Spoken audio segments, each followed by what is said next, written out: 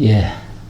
고린도후서 5장 13절부터 봉독하겠습니다. 우리가 만일 미쳤어도 하나님을 위한 것이요 정신이 온전하여도 너희를 위한 것이니 그리스도의 사랑이 우리를 강권하시는도다.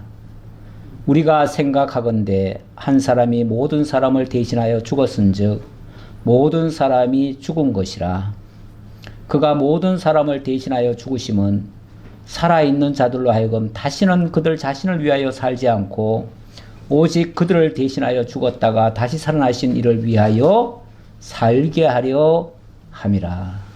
아멘. 예, 우선 15절까지 봉독해 드렸습니다. 이 고린도서는 교회를 건덕의 복음으로 양육하는 내용이 되겠습니다. 고린도 전서라고 하면 한마디로 말썽꾸러기 교회의 모습 이렇게 볼 수도 있습니다. 고린도 전서는요 1장부터 끝장까지 굉장히 교회의 안 좋은 모습들을 다 소개하고 있습니다. 그렇게 참 어려움도 많고, 어려움이라기보다도 뭐 분쟁과 서로 자관 좋지 못한 것들 다 끄집어냈어요. 그런 것들을 다 고발하고 있는 그런 내용이 되겠는데, 그런 교회를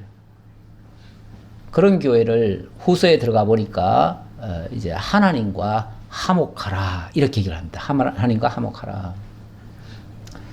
한마디로 하나님과 화목하라 그래놓고 그 다음 말은 너희는 하나님과 화목하게 하기 위하여 화목하는 일을 하라 이렇게 또 얘기를 합니다. 그러니까 먼저 너희 자신이 하나님과 화목하고 그리고 다른 사람들도 하나님과 화목하게 만들어라 그 말이죠. 이렇게 하라는 거죠. 그게 신약교회 재직들이 할 일이다. 이게 너희에게 주어진 사명이다. 그런 얘기예요. 그런 얘기를 하려고 그래서 후서는 이렇게 말씀드릴 수 있습니다. 건덕의 실제다. 그게 건덕의 실제인데, 그러니까 건덕이란 말은 세워간다는 말이에요. 교회를 세워간다. 건덕의 복음으로 세워진다 하면은 하나님이 교회를 세워가는 그 진리를 가지고 교회를 세워가신다 그 얘기인데, 어떻게 건덕을 하시는가, 어떻게 세워가시는가 그 말이죠. 하해와 협력을 통해서 세워간다 이렇게 얘기를 하는 거예요. 하해, 협력, 화목 뭐 이런 표현들이 나옵니다. 그래서 고린도 후서는 하해와 협력의 복음이다 이렇게도 말씀드릴 수 있고, 그 하해와 협력을 이끌어내는 것이 바로 화목이다 이렇게 또 말씀드릴 수 있겠습니다. 오늘 전하고 싶은 내용은 이 화목인데, 화목을 위해서는 먼저 하나님과 화해하라, 화목하라 이거부터 먼저 얘기를 합니다. 그리고 또 너희끼리도 화목하라. 이게 이제 준엄한 주님의 명령입니다. 근본적으로 우리가 이 세상에서 화목하지 못하는 이유, 하나님께는 영광이고 땅에는 평화가 이루어져야 되는데 이 땅이 평화가 이루어지지 못하는 이유, 근본적인 이유는 하나님과의 관계가 제대로 설정이 안 돼서 그렇습니다. 다시 말하면 하나님과 인간 사이에 엄청난 죄악의 문제가 있는데 이 문제를 해결하지 않고 인간들끼리 아무리 평화를 외치고 아무리 화목을 하고자 해도 안 된다 그 말이에요. 안 된다. 그러니까 먼저는 하나님과의 관계부터 새롭게 정립을 하고, 그래서 화해를 하고 그리고 다른 사람들도 하나님과 화해하도록 그 중간 역할을 해라 그 말이죠. 이 신약교회 재직들, 뭐 재직이라고 하는 그 분류는 많지요. 여러 가지 뭐 직임들이 있지요. 교회는 하나님께서 교회를 세워가기 위해서 여러 가지 직임들을 주고 있습니다. 그 직임을 주기 위해서 은사들을 다 나눠주셨고요.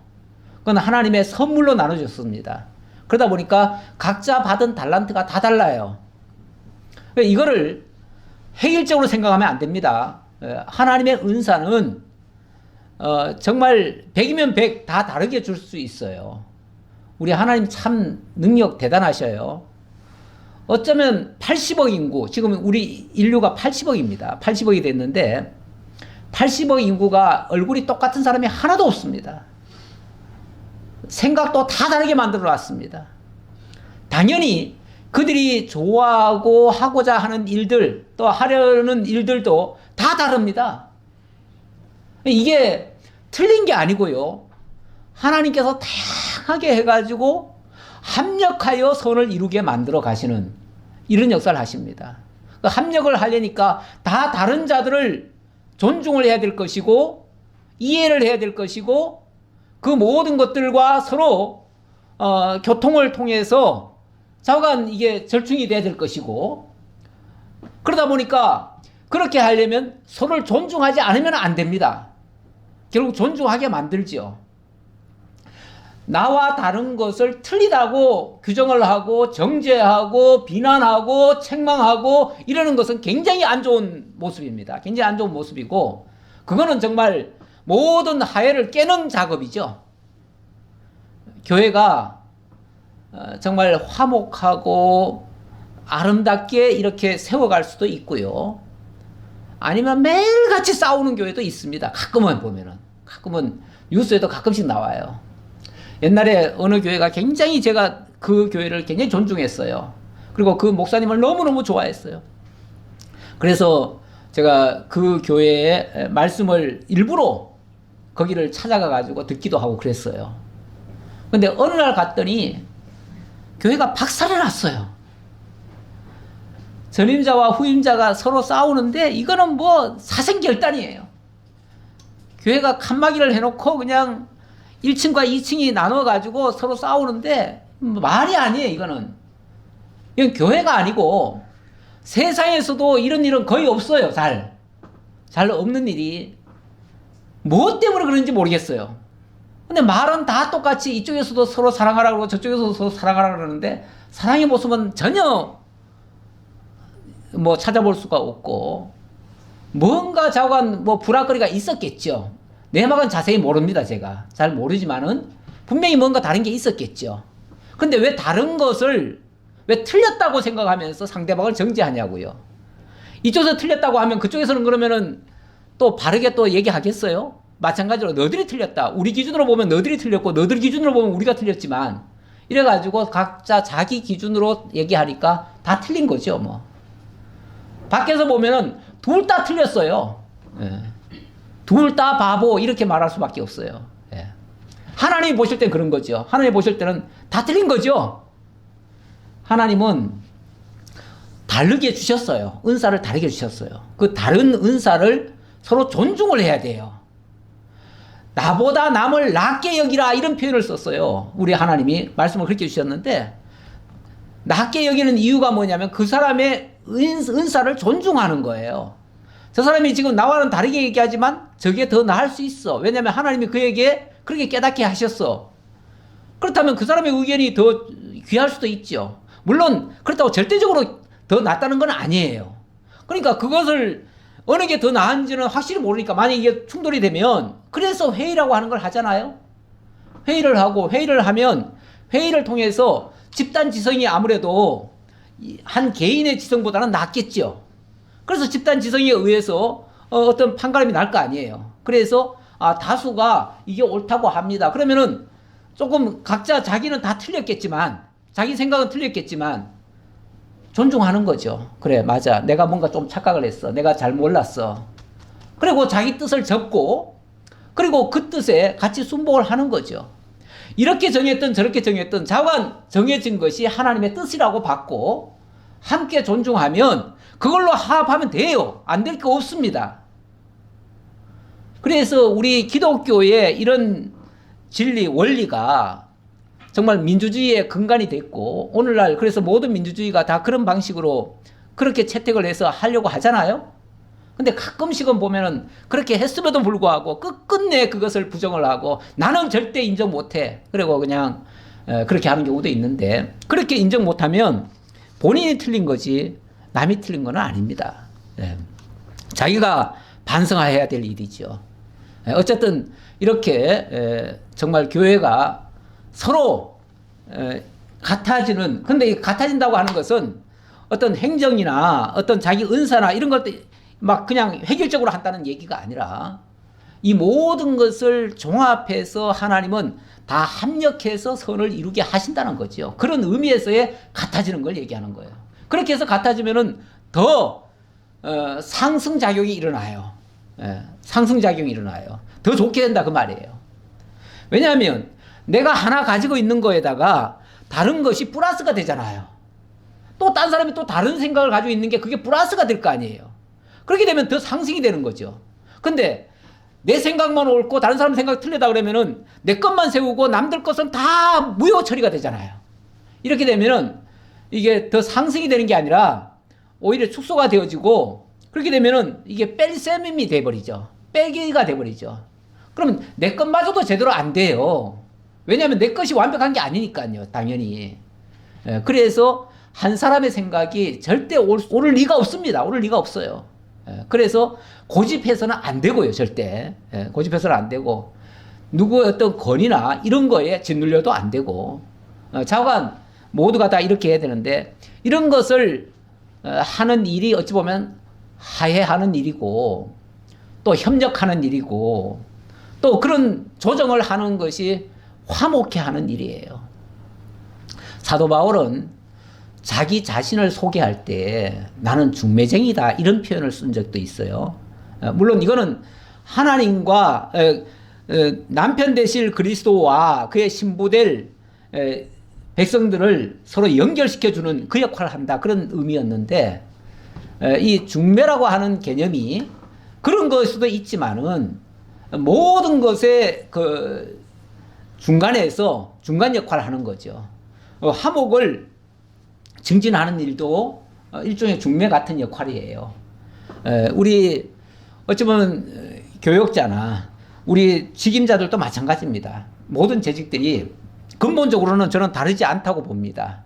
역할은 모두가 하나님 앞에 선 자로서 다른 사람들을 하나님께로 인도하고 하나님과의 관계를 잘 유지하게 만드는 일, 그게 바로 화목하게 하는 일이다 라는 뜻입니다. 자, 그런 일을 위해서 재직은 바로 화목을 위한 직분이다 라고 전제해 놓고요. 이거는 제가 자, 여기 이렇게 표현을 해놨습니다. 이게 들어가는 말에서 제가 한 말인데 사실 다 말씀드렸어요. 사랑의 하나님께서 죄인들과 화해하시려고 우리에게 화목의 직분을 주셨다. 이렇게 서원적으로 제가 말씀을 드렸는데 우리 하나님이 에베소 1장에 보면은 창세전 그리스도 안에서부터 우리를 사랑하셨대요. 하나님은 또 근본 하나님은 사랑이시라 이런 말씀도 하십니다. 요한일서에서는 하나님의 본질이 어찌 보면 사랑이에요. 사랑의 속성을 가지고 계셔요. 이렇게 사랑하고 싶으신 분은요, 사랑하고 싶어서 못 견딥니다. 사랑의 대상이 없으면 너무 힘들어요. 그러니까 사랑의 대상을 옆에 두고 싶어요. 그런데 자기가 사랑하고 싶은 인간이 그래서 인간을 만들어 놨는데 그 인간으로 하여금 만물을 다스리고 하나님을 대신해서 모든 것을 하라고 하셨는데 그 인간이 그만 타락을 하고 하나님과 등져버렸어요. 등져버리면 그 인간은 아무것도 모릅니다. 아무것도 모르고 그냥 지 살고 싶은 대로 살아요. 제일 답답한 것은 누구지요? 하나님이 답답해요. 내가 사랑하려고 예정을 했고 택했고 그렇게 창조까지 해놨는데 이놈이 내 말 안 들어. 그리고 아무것도 몰라. 제일 답답하신 분은 하나님이에요. 우리 엄마와 아기 사이를 봐도요. 아기들은 막말로 지멋대로 살아도요. 걔는 불편한 것도 없고요. 아쉬울 것도 하나도 없어요. 그러다가 죽어도 지는 뭐 손해볼 거 하나도 없어요. 근데 그 아이를 낳아준 엄마는 가슴이 타지요. 그렇죠? 그 아이가 아무것도 모르는 것도 가슴 탄데 그러다가 만약에 잘못돼가지고 일이 잘못되면 제일 속타는 것은 엄마입니다. 그렇죠? 우리 하나님이 우리를 향해서 그렇다고 말해요. 그분이 우리가 죄를 지어놓고도 죄인 줄도 모르고 그렇게 무심하게 살아가는 모습이 너무 안타까운 거예요. 그래서 하나님이 우리한테 하의 제스처를 주시는 거예요. 그러면서 내가 메시아를 통해서 너들 죄 내가 대신 다 갚아줄게. 다시 하야하자는 거죠. 그러면서 메시아를 보내주시고, 그리고 그로 말미암아 먼저 구원받은 자들을 통해서 너희도 이 역할을 좀 해라. 하나님과 화해를 시켜라. 이 일을 우리에게 맡기셨다 그 말이에요. 그게 바로 하목의 직분이다. 그래서 신약교회의 모든 재직은 다 하목의 직분을 받은 자들이다 그 말이에요. 자, 오늘 본문 다시 봅시다. 자, 5장 13절. 우리가 만일 미쳤어도 하나님을 위한 것이요 정신이 온전하여도 너희를 위한 것이니, 첫마디가 좀 과격하게 들리네요. 그렇죠? 우리가 미쳤어도 이런 표현을 썼는데, 이 말은 하나님을 향한 지나친 열정 같은 거를 얘기하는 거예요. 물론 이건 사도 바울 자기를 두고 한 말이에요. 자기를 두고 한 말인데, 어찌 보면 사도 바울은 복음을 전하는데 미친 사람이에요. 미친 사람이에요. 그가 왜 그렇게 미쳤습니까? 뭐에 미쳤습니까? 하나님을 깨닫고 나니까 견딜 수가 없는 거예요. 그냥 가만히 있을 수가 없어요. 가만히 앉아 있을 수가 없어요. 그래서 그 하나님을 전하지 않고는 견딜 수가 없어서 사방팔방 돌아다니면서 누가 죽인다고 해도 정말 목숨 내대고 모든 걸 다 포기하고 삶의 모든 다른 유익한 것들 다 내버리고 배설물처럼 여겨버리고, 그리고 하나님께 푹 빠져가지고 하나님 전하고 있어요. 남들이 봤을 때는 미쳤죠. 미쳤어요. 제가 오전에도 세례 요한을 가리켜서 사람들이 미쳤다고 했을 것이다 라고 했는데, 그런 소리 듣는 거예요. 광야에서 막 소리 깨끼 지르고 다니면 미친 사람 아니에요? 그렇게 사도 바울이 누가 복음을 들을 거라고 생각하고 돌아다녔습니까? 그냥 가는 거예요. 그냥 가서 그냥 전하는 거예요. 그러니까 사람들이 미쳤다고 그러죠. 가끔 우리들도 좀 지나치게 복음을 전하다 보면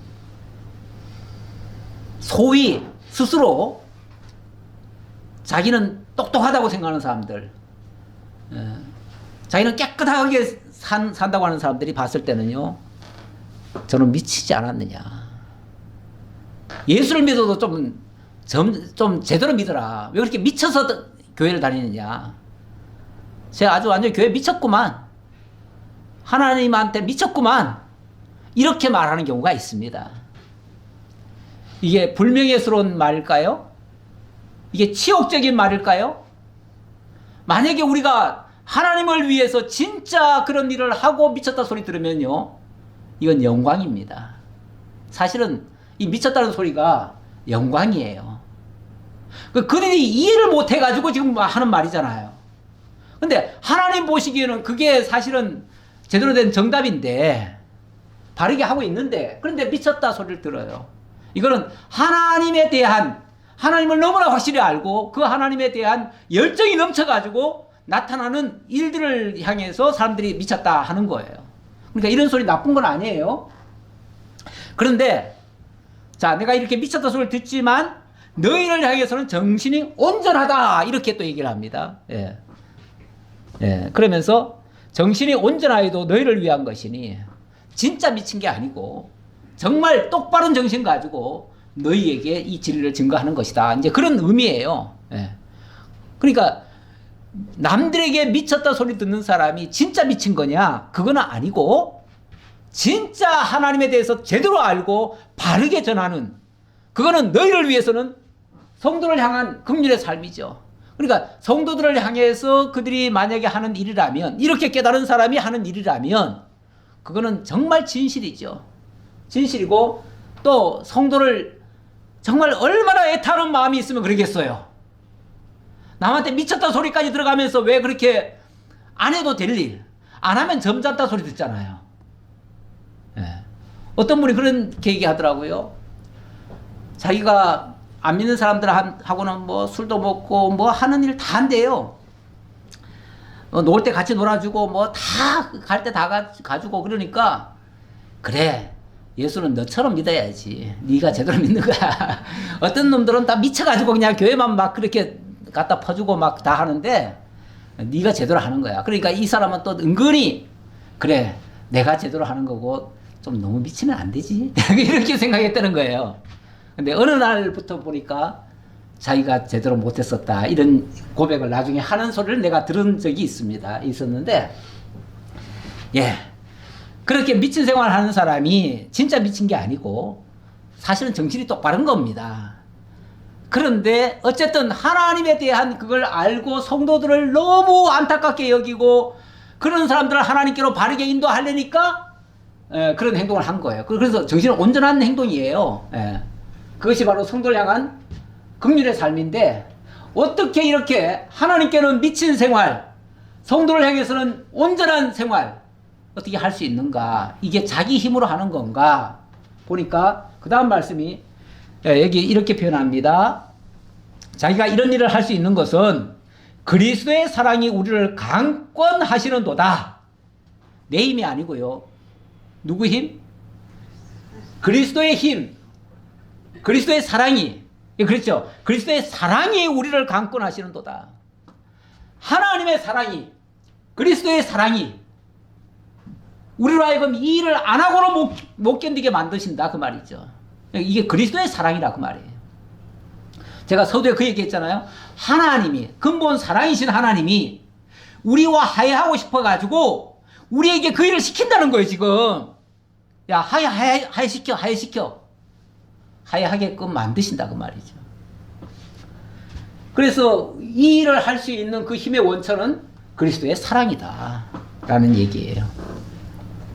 그러면서 그리스도의 사랑이 우리를 강권하시는 도다. 우리가 생각하건대 자 그렇다면 자 이걸 생각해 본다는 그 말이죠. 생각하건대 한 사람이 모든 사람을 대신하여 죽었은즉 모든 사람이 죽은 것이라. 그가 모든 사람을 대신하여 죽으심은 살아있는 자들로 하여금 다시는 그들 자신을 위하여 살지 않고 오직 그들을 대신하여 죽었다가 다시 살아나신 이를 위하여 살게 하려 함이라. 그렇다면 왜 이렇게 하셨을까? 왜 우리를 죽었다가 다시 살아나게, 오늘 오전으로 말하면은 왜 우리를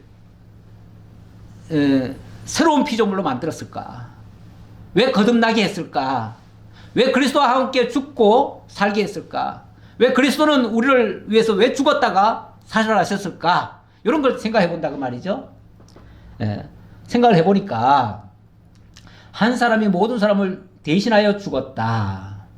결국 예수 그리스도가 우리를 대신해서 대표로 죽어졌다 그 말이죠. 대표로 죽어졌는데 우리가 그와 연합하면은 결국은 우리도 그 안에서 같이 죽은 거다 그 말이고, 이게 이제 세례라고 오전에 제가 말씀드렸어요. 그가 모든 사람을 대신하여 죽었다면은 자 우리는 이제 그로 말미암아 우리는 살아난 자가 됐잖아요. 살아있는 자로 하여금 다시는 그들 자신을 위하여 살지 않고 오직 그들을 위하여 죽었다가 살아나신 이를 위하여 살게 하려고 그랬다. 다시 말하면 예수님이 왜 우리를 대신해서 죽어주셨는가? 너희도 다시는 너희 자신을 위해 살지 말고, 왜냐하면 너희 몸은 이미 죽었었어. 죽었었는데 죽은 거를 위해서 왜 사냐 그 말이죠. 죽었던 걸 위해서 왜 사느냐?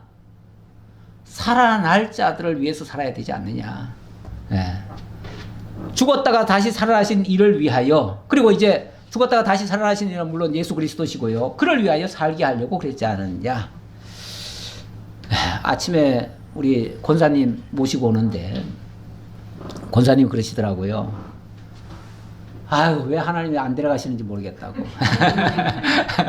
아이 빨리 데려갔으면 좋겠는데 내가 무엇을 뭐 있다고 자꾸 하나님이 아직까지 놔두시냐고 그러셔요. 하나님이 안 데려가신 것은 아직 쓸만해서 그래요. 아직 쓸 일이 있어서 그래요. 모르겠어요. 육적으로는 어디 쓸는지 잘 모르겠어요. 육적으로는 쓸는지 모르겠지만 그 당사자 본인을 위해서는 쓸 일이 없을 거예요, 아마. 그럴 수 있어요. 그런데 하나님이 이 교회를 위해서는 아직 쓸 일이 있을 것이다.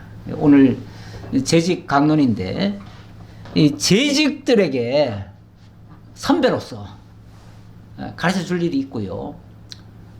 그분의 입술에서 나오는 그 살아있는 산 증인이잖아요. 살아있는 산 증인의 말이 모든 사람들에게 영향을 줄 수 있습니다. 그 한마디가 많은 사람들의 생각을 바꿀 수 있고요. 올바르게 방향을 설정할 수가 있습니다.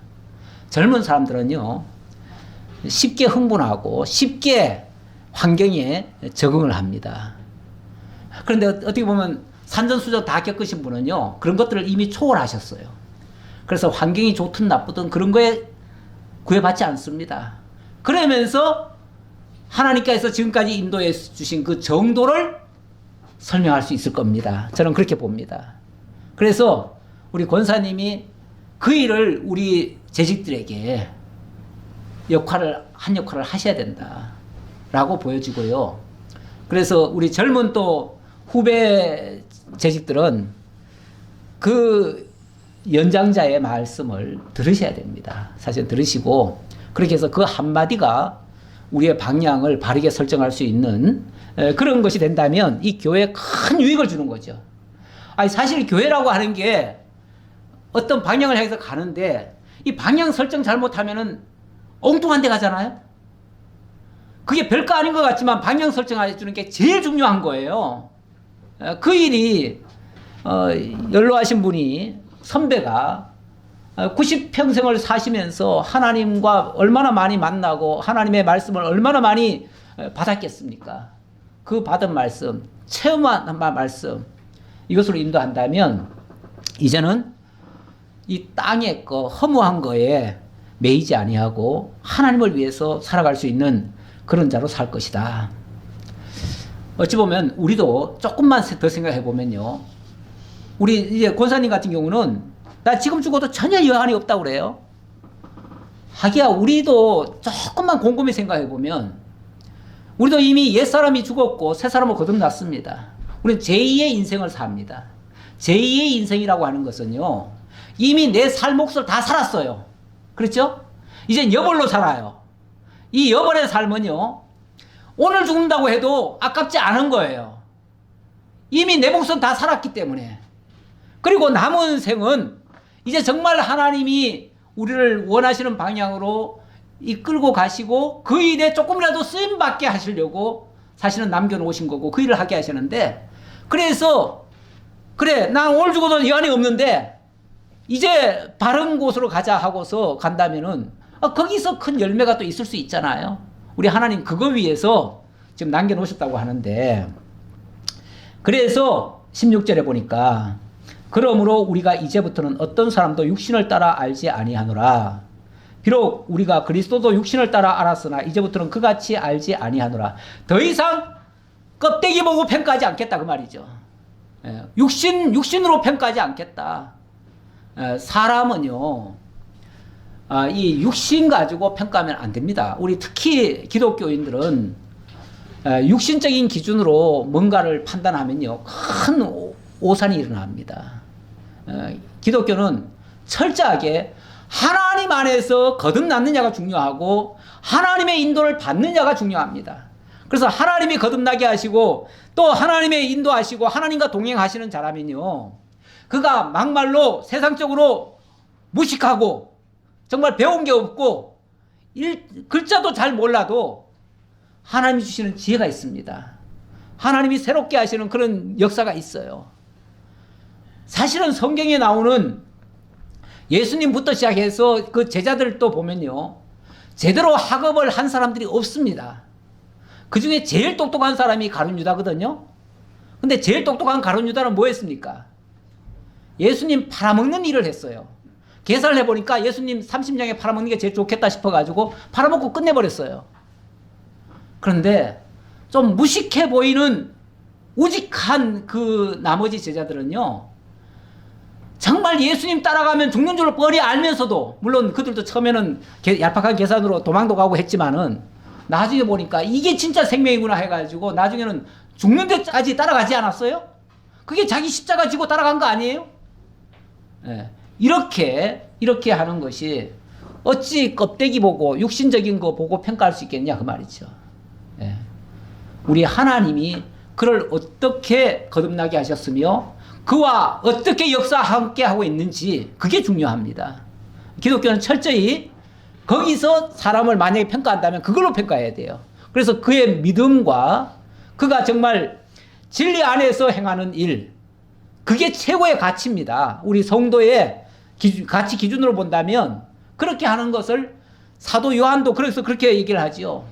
내가 가장 기뻐하는 것은 너희에게 무슨 물질을 요구하는 게 아니고 너희들이 날 대접하는 게 아니고 그런 것을 원하는 게 아니라 진리 안에서 행한다 함을 듣고 내가 너무 기뻐한다 이런 말을 해요. 우리가 진리 안에서 행하는 일보다 더 귀한 것은 없습니다. 자, 그런즉 누구든지 그리스도 안에 있으면 새로운 피조물이라 이전 것은 지나갔으니 보라 새 것이 되었도다 그러는데요. 우리 이제 신분의 변화가 일어났습니다. 어떤 변화가 일어났습니까? 그리스도 안에서 새로운 피조물로 바뀌었습니다. 그리고 이제 이 새로운 피조물을 통해서 하나님의 역사가 일어납니다. 하나님의 역사가 일어나고 그리고 하나님은 또 우리를 향해서 새로운 사명을 주십니다. 하나님의 역사는 그리스도를 통해서 화목을 이루시는 내용이고요. 그리고 우리를 향한 당부는 이 일에 너희도 참여해서 이 화목케 하는 일을 하라 그 말이에요. 그렇게 말씀을 부탁하신다. 이 내용이 자 본문의 내용인데요. 여기 지금 화목 얘기하면서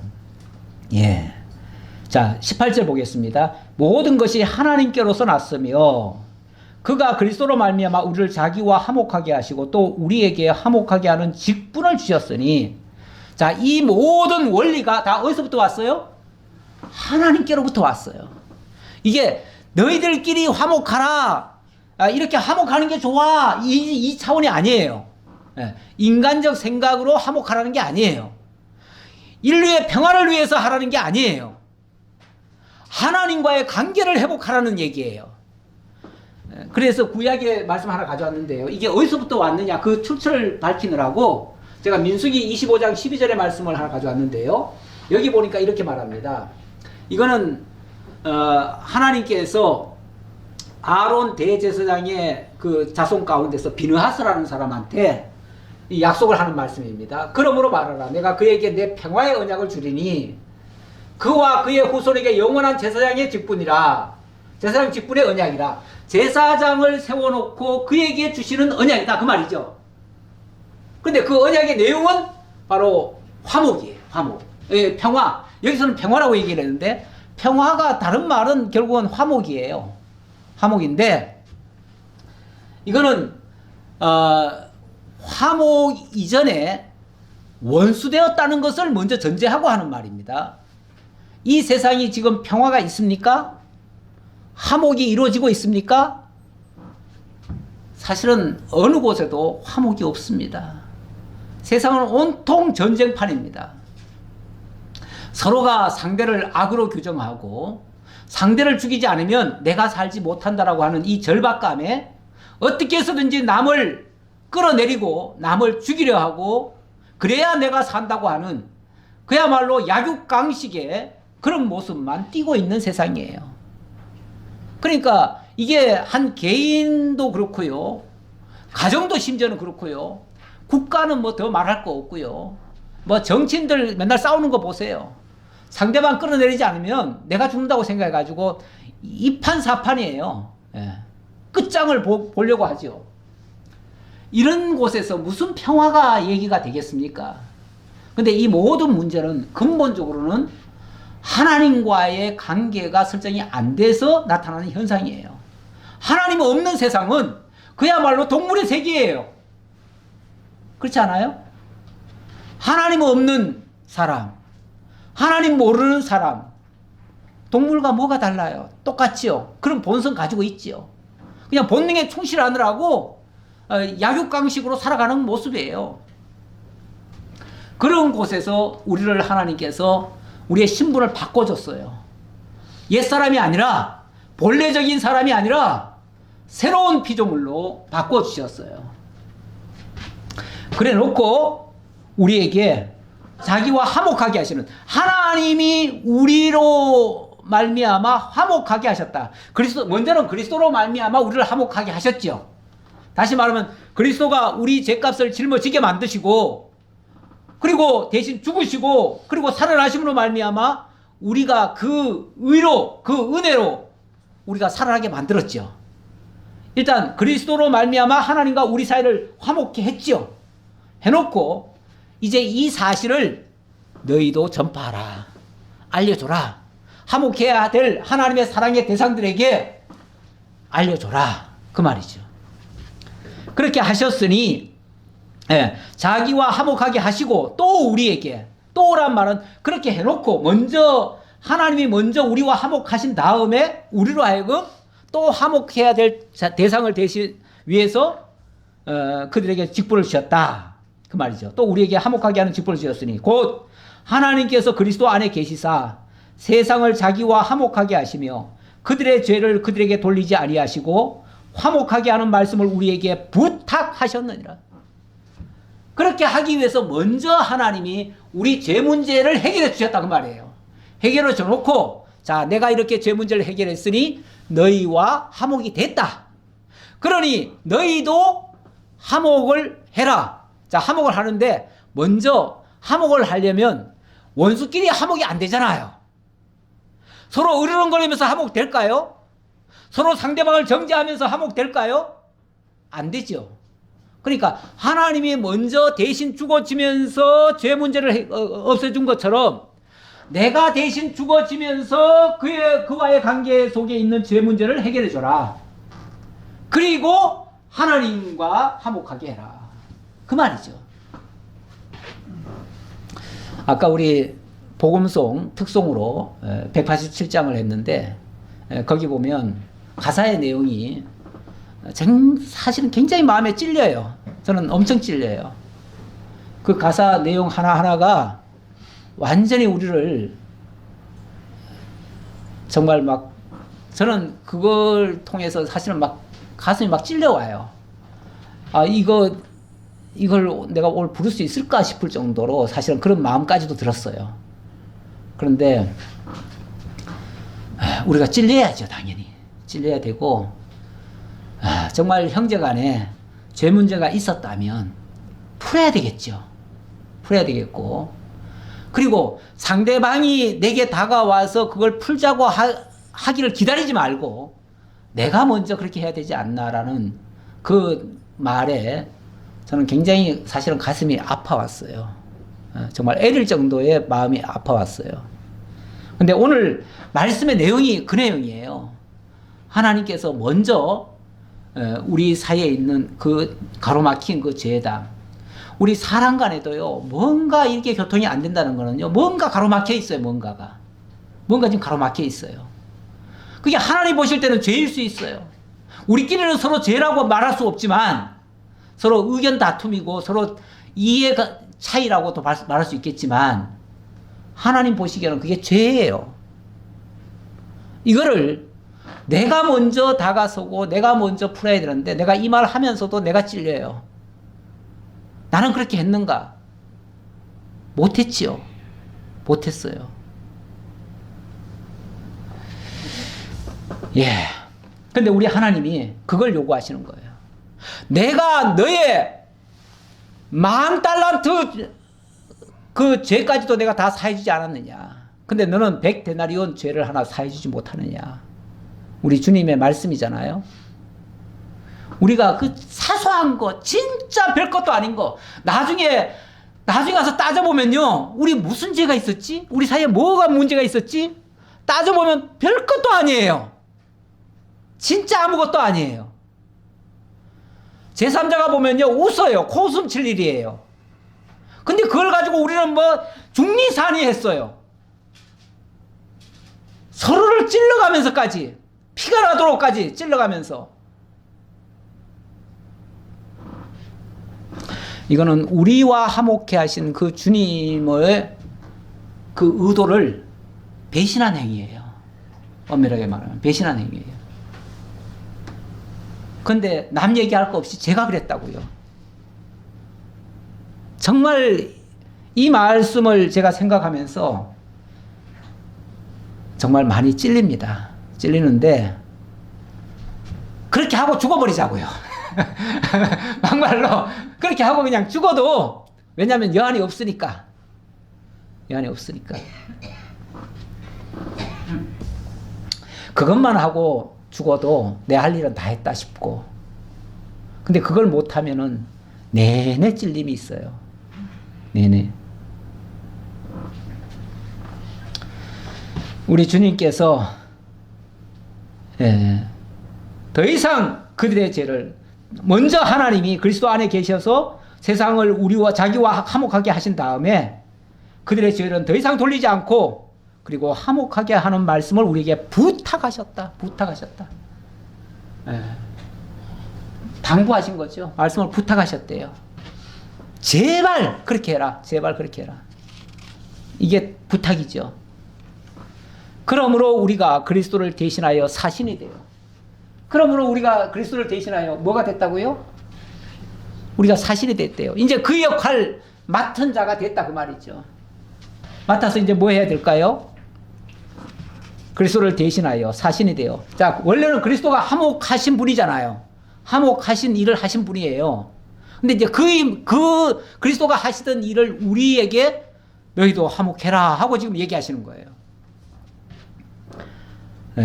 우리에게 이제 부탁을 하셔서 하나님이 우리를 통하여 너희를 권면하시는 것 같이 그리스도를 대신하여 간청하노니, 제발 그렇게 해라 하고 간청하노니, 아까는 부탁한다, 간청한다, 얼마나 애절하게 지금 부르짖는 말씀입니까? 내가 제발 간청한다, 간청한다, 부탁한다, 제발 그렇게 좀 해라. 간청하노니 너희는 하나님과 화목하라. 그런데 여기 간청하면서 뭐부터 얘기합니까? 하나님과의 관계부터 먼저 회복해라.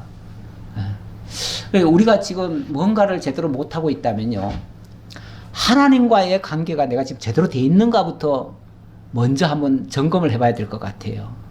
만약에 그게 안 돼 있다면 난 죽어도 못해. 죽어도 못해. 어떤 분은 며느리가 우리 시어머니 계신 천국에는 나 안 갈래요. 못 가겠대요. 왜냐하면 그 천국에 가서 시어머니 만날까봐 겁나가지고. 그러면은 그 시어머니도 물론 잘못됐겠죠. 뭔가 모질게 했겠죠. 그러면 며느리에게는 잘못이 없었을까요?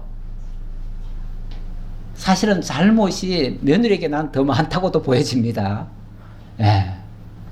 그가 하나님의 사랑을 제대로 알았더라면 어떻게 그런 말이 나올 수가 있으며, 그렇다고 해서 어떻게 그 천국을 또 부정할 수가 있겠느냐 라고 싶은데, 어쨌든 뭐 그게 현실이니까요. 자기가 진짜 아프다니까 그것 때문에. 그래서 도저히 나는 그 시어머니 있는 천국은 나는 가기 싫다고 하니 어떻게 해요? 일단은 긍휼히 여겨야겠죠. 불쌍히 여기고 그 문제 들어주고 같이 이해해주고 뭐 이렇게 해야 되는 게 필요하겠죠. 그러면서 본인이 어쨌든 그 시어머니는 상관없이, 시어머니는 무시하고 당신이 하나님 앞에 일단은 하나님과 화목하시오. 일단 하나님과 화목하시오. 일단 하나님과의 관계부터 먼저 재설정하십시오 라고 해야겠죠. 이제 그런 표현이에요. 쉽게 말하면. 그걸 못한다면 너부터 하나님과의 관계를 화목하라. 그래서 내가 먼저 하나님과의 관계, 그 문제가 풀리고, 그래서 하나님과 화목하고, 그 다음에 남을 화목해 해라. 이제 그런 얘기겠죠. 사실은 제일 급한 거는 납니다. 나 자신이 하나님과의 관계가 바르게 정립되어 있는가, 이걸 점검을 해야 되는데, 그 점검하는 게 남들과의 관계에서 나타납니다. 그러니까 내가 제대로 지금 하나님과의 관계가 제대로 서 있느냐를 내가 하나님 앞에 어떻게 알아요? 하나님이 그래 네가 바르게 하고 있구나라고 언제 말씀하셨나요? 그런데 내가 형제를 향해서 남을 향해서 사랑하는 모습이 안 보인다면 못하고 있는 거예요. 그게 증거예요. 그걸로 지금 나를 고발하고 있는 거예요. 너 지금 그 형제 하나도 사랑 못하잖아. 그러면서 무슨 하나님과 제대로 하고 있다고 그래? 이렇게 말하시는 거 아니냐 그 말이죠. 그러니까 우리 하나님은 끊임없이 나에게 사실은 그 사실을 알려주고 있습니다. 알려주고 있는데 미련하니까 우리가 잘 깨닫지 못하는 거죠. 하나님이 죄를 알지도 못하신 일을 우리를 대신하여 죄로 삼으신 것은 우리로 하여금 그 안에서 하나님의 의가 되게 하려 하심이라. 하나님은요, 무슨 죄가 있어가지고 당신이 십자가에 죽으셨습니까? 그분은 죄를 알지도 못하신 분이에요. 죄와 무관하신 분이에요.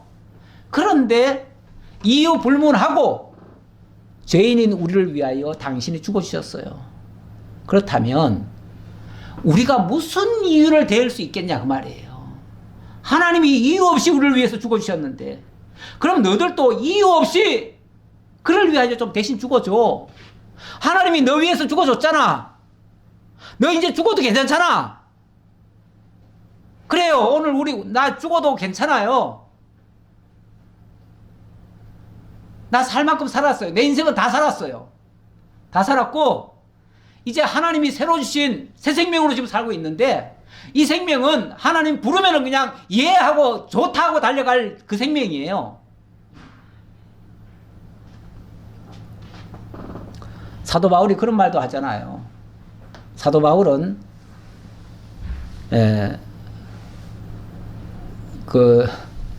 내가 사는 것과 죽는 것 사이에 끼어 있다. 사실 그런 매일같이 죽음의 그 경계를 왔다 갔다 해요. 오늘 살아 있었지만 살아 있을 수도 있고 내일이면 죽을 수도 있어요. 그런 경계선에 살고 있어요. 살고 있는데 근데 하나님이 날 좀 더 살릴 것 같다. 이 말을 하면서 나는 내 자신을 생각하면 나는 오늘이라도 빨리 죽어서 정말 하나님 곁으로 가고 싶다. 왜? 현실이 너무 고통스러운 일이 많으니까. 나 자신만 욕심 차리자면은 나 빨리 가는 게 낫다 그 말이에요. 그런데 하나님 날 더 살리실 것 같다. 이건 날 위해서 더 살리시는 게 아니에요. 너희를 위하여 더 살게 하실 것 같다. 그 말이에요. 그러면 하나님 더 살게 하시면은 어쩔 수 없이 조금 더 고통스럽지만은 좀 더 살아야지 어떻게 하겠어요. 그 얘기예요. 내가 더 살고 싶어가지고 막 몸부림치면서 더 살겠습니다. 하나님 오늘도 살려주세요. 이러는 게 아니고 어떤 면에서 하나님 앞에서는 하나님 나 하나님 앞에 빨리 가고 싶어요. 우리 권사님 기도처럼 맨날 하나님 앞에 빨리 가고 싶대. 근데 내가 우리 교회를 위해서 좀 더 사시라고 그랬어요. 교회를 위해서 좀 더 사셔야지. 우리 하나님 살려놓으신 거는 자관 교회를 위해서 살려놓은 거지 자기를 위해서 할 거는 하나도 없어. 이제 당신은 지금 여벌로 살고 있어. 그래서 하나님 언제라도 부르면요 우리는 가서 그냥 천국 환송 예배 드리면 돼.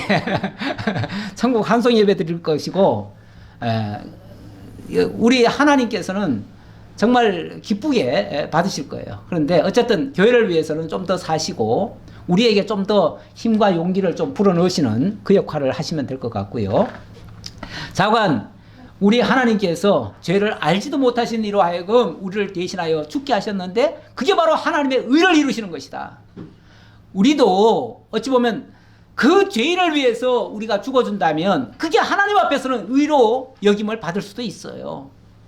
우리 하나님이 우리로 하여금 거룩하고 의롭게 해가시는 일에 우리를 쓰실 겁니다. 이 쓰시는 일에 우리가 이렇게 바르게 쓰여져야 되는데 이렇게 우리가 하목의 사역을 하는 것은 내가 사랑하라는 게 아니라 하나님이 우리를 이렇게 사랑하셨다는 그 사랑을 증거하는 거예요. 하나님의 그 사랑에 우리가 함께 했으면 좋겠습니다.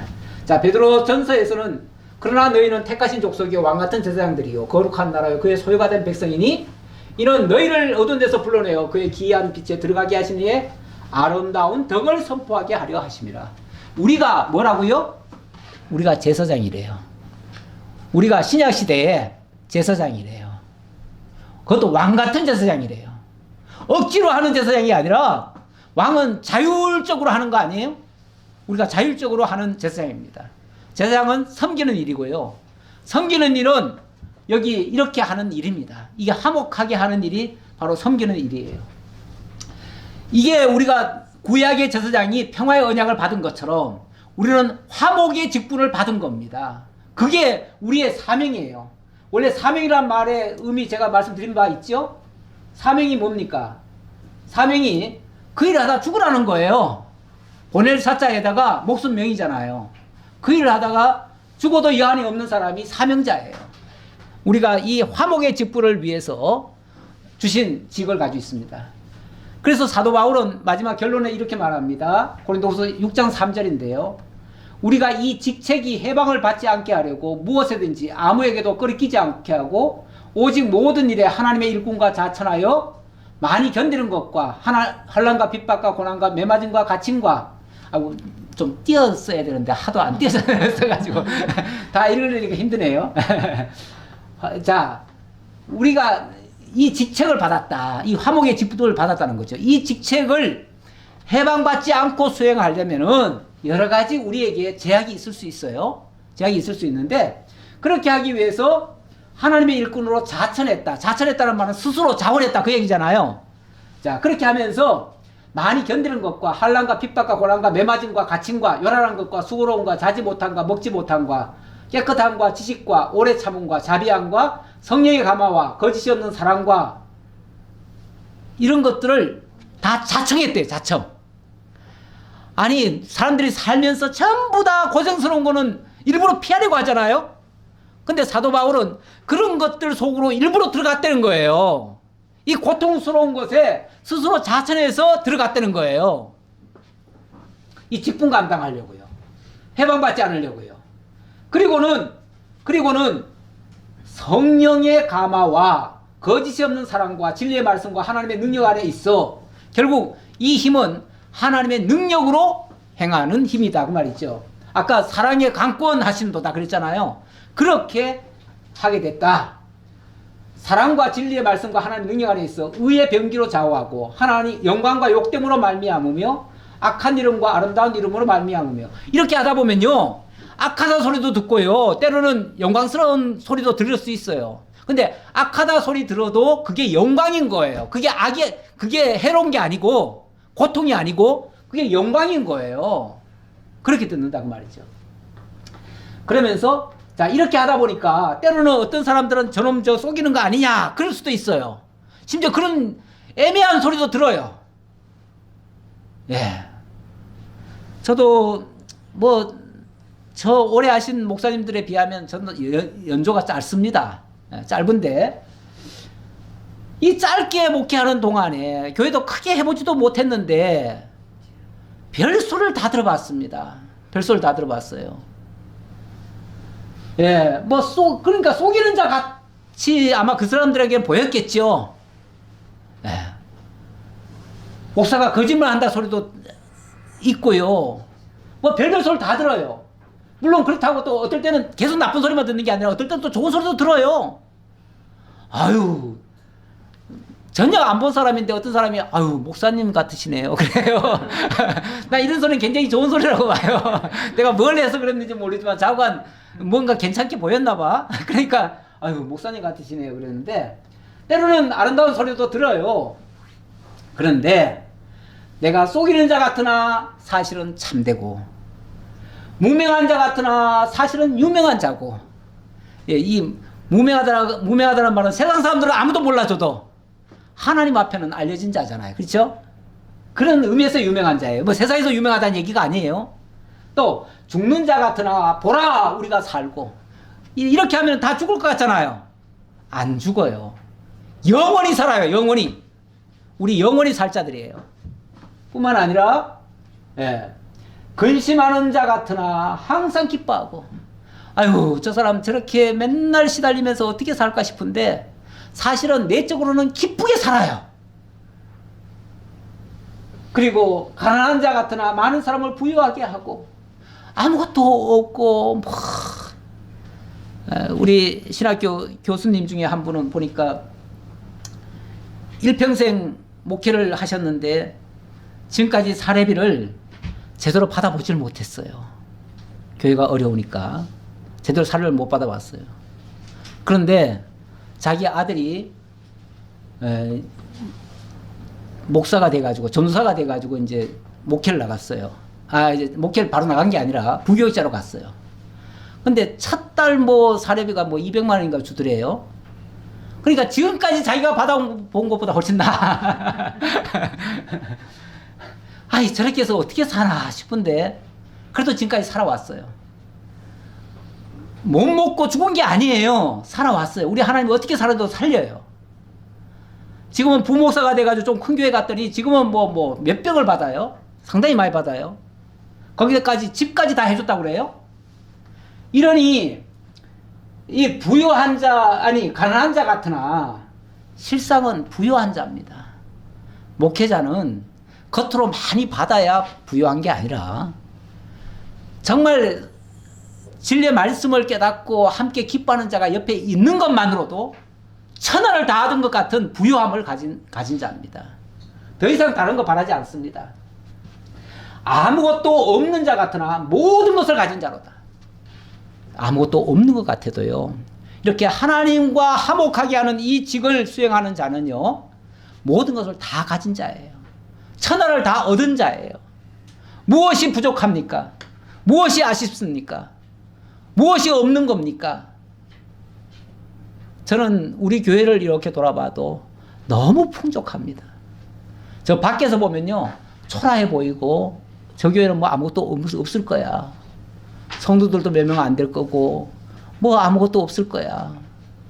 저 교회 좀 도와주고 싶은데 뭐 이렇게 생각하는 사람이 있을지 몰라요. 불쌍하게 여겨서.